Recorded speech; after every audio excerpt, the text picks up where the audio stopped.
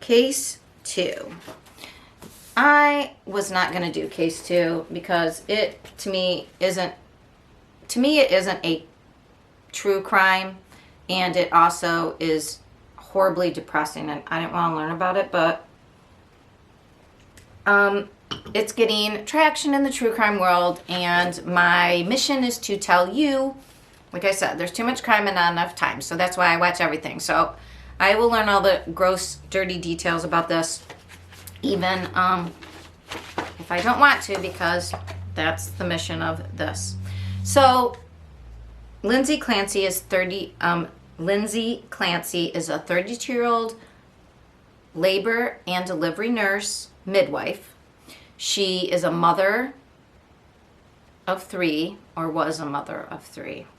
So she still has an 8-month-old, maybe 9-month-old now, son. She had 2 older children in this past January. In late January, on the 24th, something horrific happened. She had sent her husband on some unusual errands, like to go get food, but further away than normal, and when he, and also a run to CVS. When he arrived back home, you know, he comes in the house shouting for her and the children. It's very quiet. He probably feels a draft. He goes upstairs. He can't get into their bedroom. He finally does. Their bedroom window is open. She's outside. He runs outside and he says, and she's still conscious but very hurt because she jumped out the window. Where are the children? And she says, in the basement. He goes immediately to the basement and tries to resuscitate, calls 911 for the 3 kids who had exercise bands around their necks. So 2 of the children could not be resuscitated at all, the older 2. The baby, thank goodness, was able to be resuscitated and is alive, as far as I know right now, still. And so she obviously is taken to the hospital as well.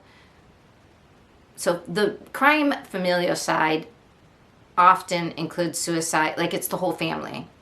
It's a little different from a family annihilator because those tend to be men and they don't kill themselves.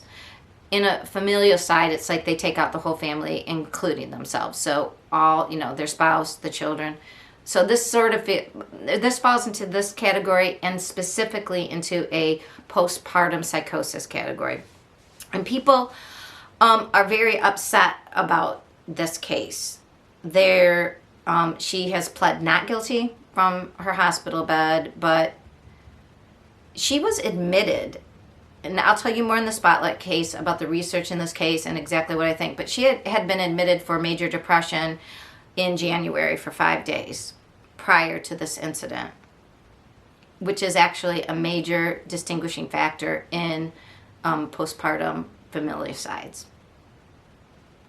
So we will talk about, but it's really important that if anybody has had a baby within the last year, and they don't have to be a newborn baby, under 18 months old is what the statistics are for this sort of crime.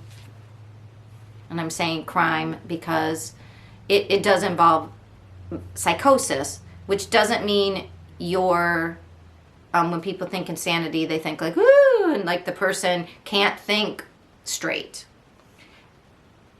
Psychosis is weird. It's not what we think.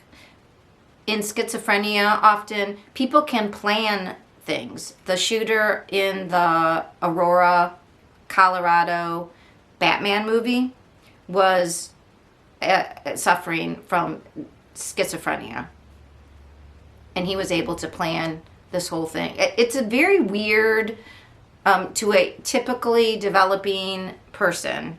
We all understand depression, but to plan something out and actually carry through with it, like, how can they do that? Well, if they're hearing command delusions, you can still act normal and sort of act like you're hiding something because the voices are telling you, you got to do this, you got to keep it secret, it's not logical because it's an illness, but it's also really scary, and they're not in control.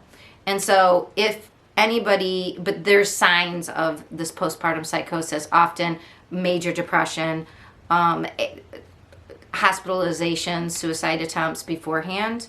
So at that point, you can't leave them alone. Only 4%, I believe the statistics are, actually end in the death of a child, but that's still horrific. And we don't want anybody. We think of Andrea Yeats' case. So I'll talk more about that. It's a horrific case. Right now, I think the authorities are questioning. They have charged her with attempted murder and murder, manslaughter, I believe, which is like you do it in a fit of passion. It's not like completely premeditated and on purpose. But I think they might change that, looking more into the actual medical records and understanding the background. But right now she is charged, and so she has pled not guilty by reason of insanity. As far as I know, we might learn way more about the case, right, when the evidence comes out. But that's a horrific one.